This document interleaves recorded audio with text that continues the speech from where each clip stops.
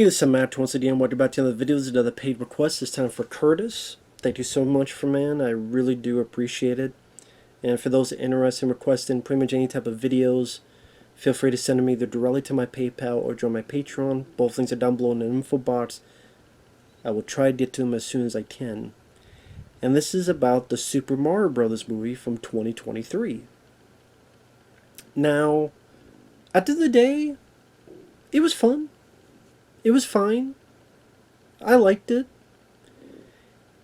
It was pretty much an 80-minute, colorful, eye-candy love letter to the video games where there's a ton of references, music-wise, visual-wise. And I would put it this way. It's a fun product. It's not really a movie, but it was a fun product.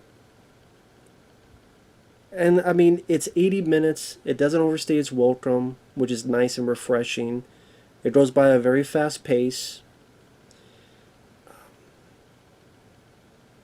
Like I say, it's fun eye candy, but there's not a lot to fill you up as a full-grown meal. I don't know if that makes sense. I mean, the voice acting, you had Chris Pratt as Mario. He was there. You know, I could take or leave him. Charlie Day, Luigi's barely in the movie. I mean, he's at the beginning, he's at the end, but they don't really utilize Luigi a lot in this movie. Jack Black, I thought he did a rather good job as Bowser. Probably the best voice in the movie. Princess Peach, the lady, she was there.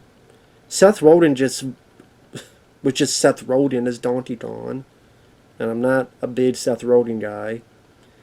Keegan-Michael Key as Toad. He was okay. So, you know, I didn't hate the voice cast. There's a lot of songs that are recognizable. Which, on one hand, a lot of movies are doing this since Guardians of the Galaxy and Marvel films do it. On the flip side, they were songs I like, so I guess that kind of helped. If there were songs I hated, then I'd be more annoyed. But I mean, Aha's "Take on Me," I do like that song quite a bit. Take on me. No Sleep Till Brooklyn, which I remember from Steven Seagal's Out for Justice. I do like that song. AC/DC's Thunderstruck. It's kind of hard for me to hate a movie that has AC/DC in it and AC/DC music in it. I mean, that's kind of a thing with me. If you got AC/DC in it, it can't be all too bad. And like I said, I think if you're a Mario fan, there's a lot of stuff that you'll get a kick out of. From Mario playing the Nintendo game Kid Icarus in his room to the commercial, which has the Mario Brothers theme, which is a commercial Mario and Luigi do to sell their plumbing business. And during the commercial, they're pretending to fly, and it's the yellow capes like you would get in Super Mario World. There's a lot of references. For example, when Mario first gets there and before he meets Peach, he's asking these mushroom guys, he's like, "Princess? Oh, the princess isn't here. She's in another castle," which is what you would get in the first game. "Sorry, your princess is not here. She's in another castle."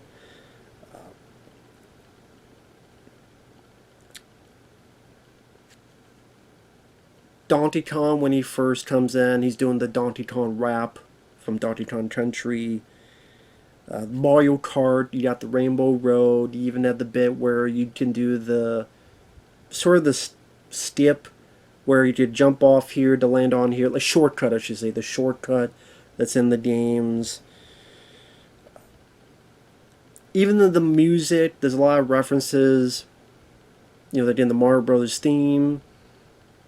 There's a lot of nice. It's a fun piece of nostalgia.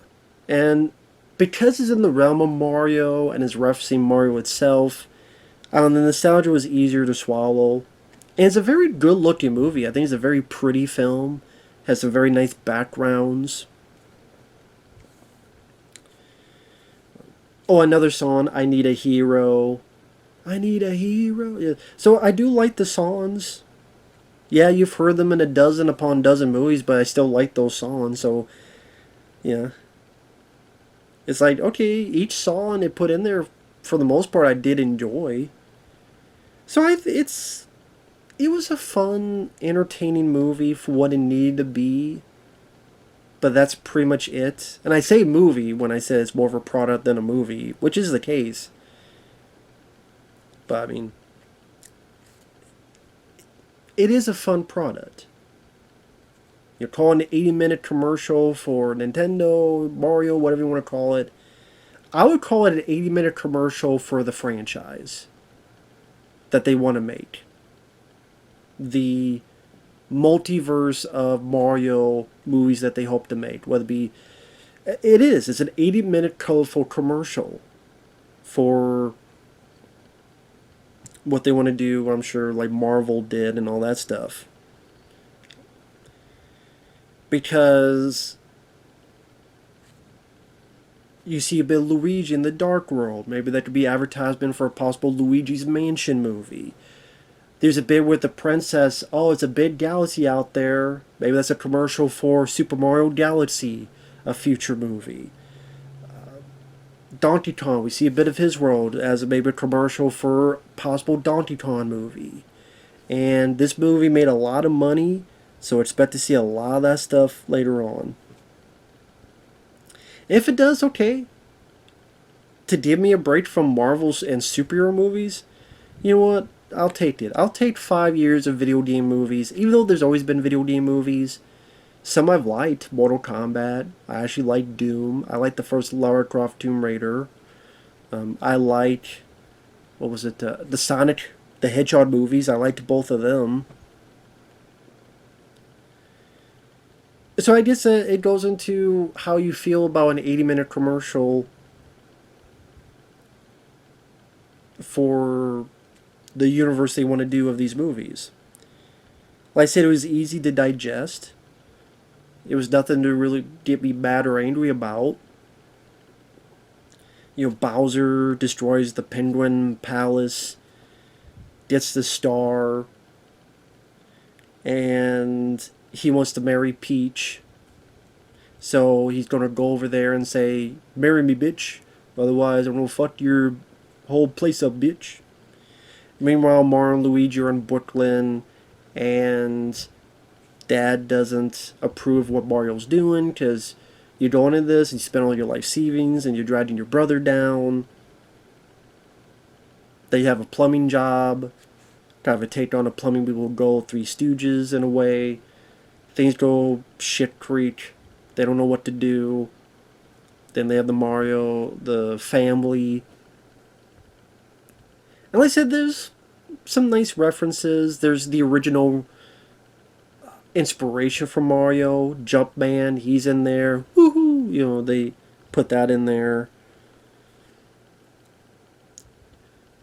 When they're in Brooklyn, you see Mario traversing all this equipment while Luigi's more scared, and Mario's traversing his equipment, which showcases how he's so apt to doing it in the Mushroom Kingdom.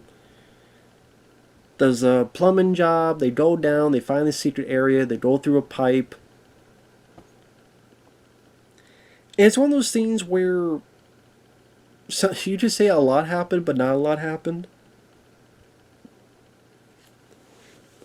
Pretty much Mario gets into, like, Luigi and Mario get separated. Luigi gets put into the spoilers, I guess. Spoilers for those who haven't seen it. Luigi gets put into the Dark World. Pretty much gets caught, and he's pretty much the damsel in distress for the rest of the movie. Which I can understand, because what's going to be more apparent? Mario trying to save his brother, who he's known all his life, or Mario to save a princess that he knows nothing about and has never even met. So, which is going to be more of a moral aptitude for Mario?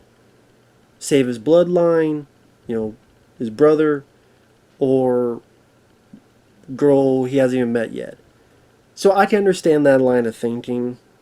Most people say it's woke or something, but I can understand what they're doing. Because, like, again, which would more... But on the flip side, you just have Luigi not be able to do much until the very, very end, so Luigi's kind of wasted in this movie. Again, until the very end.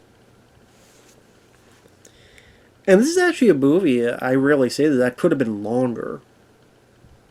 I think this could have been, if you give 15 more minutes, 20 more minutes, let's say, it's an hour and 20 without the end credits. If you gave 15 more minutes to just work up the characters a little bit more. Maybe give a little bit more stronger of arcs, a little bit more stronger of character. I think that could have helped. Because you didn't really get a sense of adventure that Mario goes on. Because you would think, okay, a Mario Brothers movie, if you're going to do this, it's going to be adventure traversing this dangerous kingdom, up and down roller coaster to finally get to Bowser. But it's not really. It's does an obstacle course with Peach, which she can do perfectly fine because she's been there for a while. But Mario has issues. But he ultimately, well, he actually doesn't beat the obstacle course. Now I think about it, he still loses. And then Peach's like, well, it was good enough. So I don't know about that. It's like, I did it. Peach don't want to be the damsel in distress. I did it. Whatever the fuck.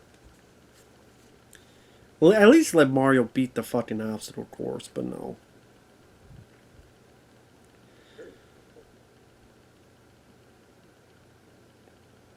But pretty much they just go from there to Donkey Kong World with no problems.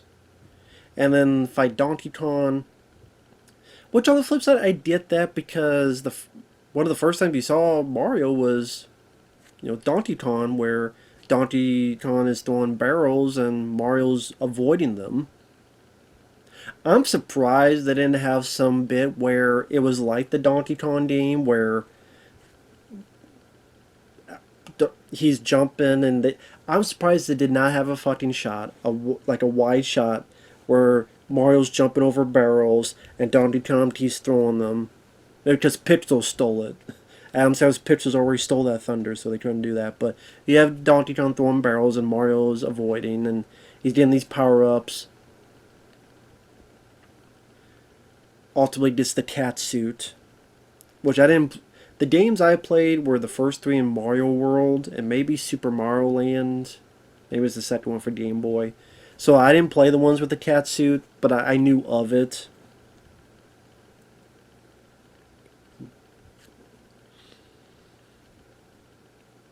And I mean, there's things like Easter eggs I kind of wish they were in there. They do have the flower power, but Daisy.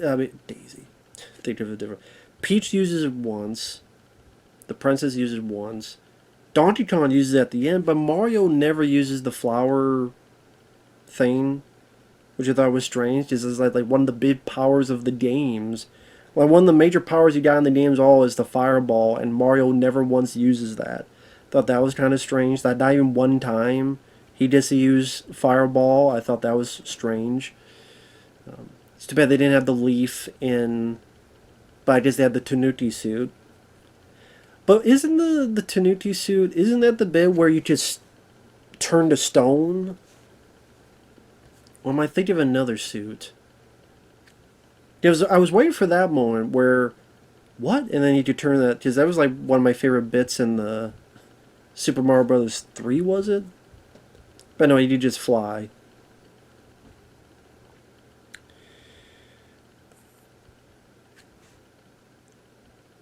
But it's one of those things where Donkey Kong beats Donkey Kong, Mario Kart, Rainbow Road, Donkey Kong Mario fall into the water, they escape, they get back.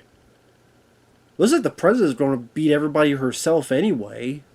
She freezes Bowser, she's fighting all this stuff here, but ultimately Donkey Kong Mario get in. It was a fun bit seeing Mario, the camera following him, doing all the classic Mario things. pounding on Goombas, all that stuff, climbing up, jumping on plants, all that stuff. So that's what I mean. It's entertaining eye candy. And people don't get pissed at me for saying this.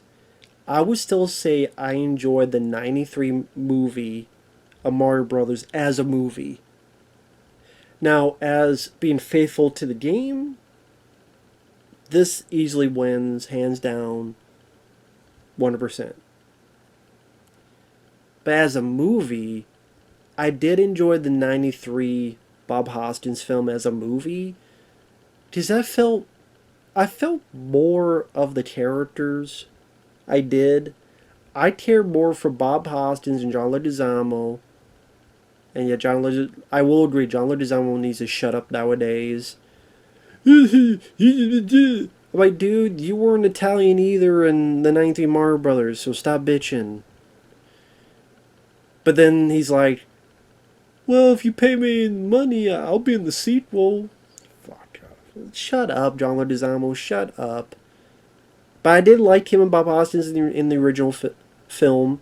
And yeah, they were not blood brothers, but they were brothers, adopted, and I was fine with that. Didn't bother me. And I thought they worked better as characters. Where Bob Hoskins, they did more of a sense of him as a character compared to Chris Pratt. And John Leguizamo had a bit more to him, being in love with Daisy and all that stuff. And it felt like the two of them... Luigi definitely had more to do in the original compared to this movie. And... you know, as a story where... I think because in the original there was room to breathe, where the characters are confused and they wonder, and as a comedy I thought it was a bit funnier. Just I would say as a comedy I don't think this film worked, because I didn't think anything was funny. It was just more enjoying the backgrounds, the color schemes, the CGI. But I got more genuine laughs in the 93 film. I still laugh when Bob Hoskins and John Leguizamo, they think they don't get shot. Oh shit. And then you find out they get their pictures taken. Like the reaction, they're scared because it's like, oh my, they're going to be ready to shot, and then they realize. I still laugh at scenes like that. And at least it had more of, well, this still had a good soundtrack as well. It's hard to be almost unreal. Roxette, I love that song. And funny enough, both movies, there's a point where the bad guys do come to Brooklyn. They did in the original, and then they did in this movie as well. But yeah, obviously this is definitely much more faithful. But it also did kind of prove to me that you can't really make a movie off Mario Brothers where it's, again, you look at how everything that happens, it's these type of monsters and creatures. Animated wise, sure. And then you get this, which is entertaining enough filler. So on the flip side, yeah, you can make a movie and it's very, very successful. So technically you can, but again, I guess it depends on what you term as a movie. If it's characters and depth, emotional, storytelling, this isn't it. But if just fun, entertaining, eye candy, then it is it. So it just depends on your definition. But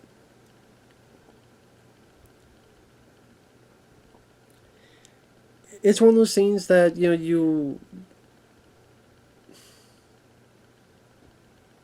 I don't know where I'm going with this.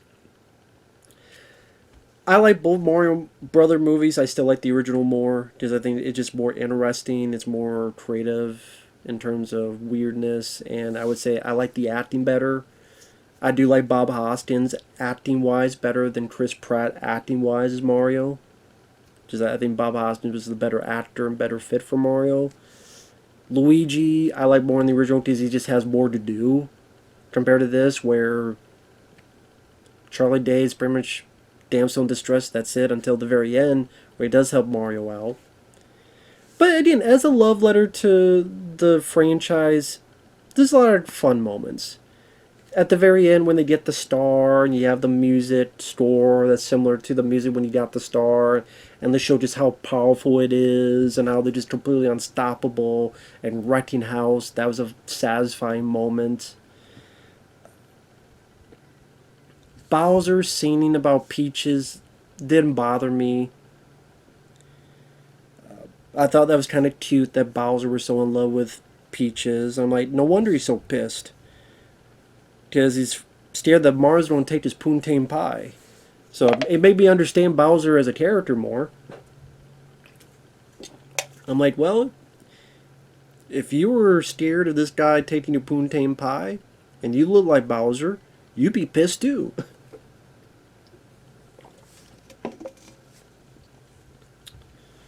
Because Bowser wants to pound the peach. Maybe he's like Nick Cage. He loves peaches. You eat peaches for hours. In more ways than one. So that's the thing. He's hungry for peaches. Bowser wants to eat some peaches. And Mario, getting in the way of eating the peaches. Bowser just wants to eat the peaches. And not the food. Maybe fuzzy, but it's not the food. So Bowser's like, get the fuck out of my way. I'm hungry for peaches. Peaches, peaches, peaches. I want to eat some peaches. So, I understood his motivation. Like I said, the kart battle was fun.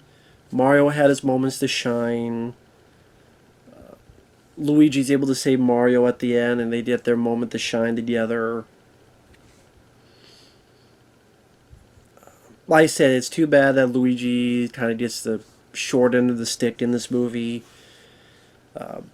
The fucking thing that was talking about when Luigi was caught, and that fucking thing was like, it's a kid's voice, but it's talking about death.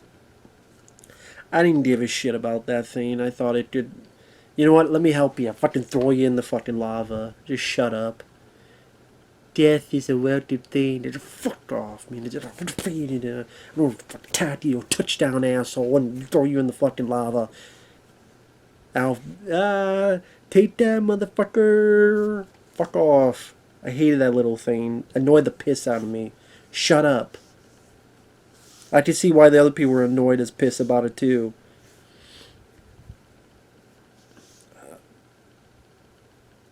I thought it was fun. It was fine. It was fun. Would I watch it again? Sure. It's an easy watch. It's 80 minutes long. It's superfluous, if that's even the right word I'm thinking of. But like I said, there's nothing. I know you're not. Yes, I understand. You're not going to these movies for emotional depth. I'm not Grace fucking Randolph. I never want to be Grace Randolph. She's an idiot. But even Sonic the Hedgehog, I got a little bit more. The bit where he's lonely and he's, getting mad and, running around the bases. And you see they tried to do that with Mario and his dad, but I felt a bit of it more in Sonic the Hedgehog and him wanting desperately to have a friend. And I'll probably still put the Sonic movies above this. But, again, it wasn't boring. It's a fun time. And it's nothing too egregious to get that upset about. I think if, they are going to do sequels. Absolute 100% Luli. If you're going to make this, well, not if. Since you're making this a franchise, I do think in the future you do have to give a bit more. I don't want to say depth, because it's not like that'd be a fucking Shawshank Redemption, okay? You gotta give a bit more of a stronger palette between the colorful graphics and computer technology. Because if you don't, the novelty's going to wear off and people don't get tired. Because novelty only lasts for so long. So I think next time you're going to have to put a little bit more right into the characters, a little bit more, maybe an arc or two for the characters, a little bit more punch in terms of the jokes. Because I didn't really think it was a funny movie. And I'm just saying you don't have to work a little bit more in the script the next time around, because now people are going to be a bit more critical when the next one comes around. Just my take on it. But do I like it? Sure. Would I put it on the best list? Sure. It's harmless entertainment. And it was pretty looked at. It did give me the nostalgia feels of playing the games back in the day. And, people got what they want for the most part, and I'm happy for them. So, there you go. With that said, thanks for watching, and we will see you guys later. Bye-bye.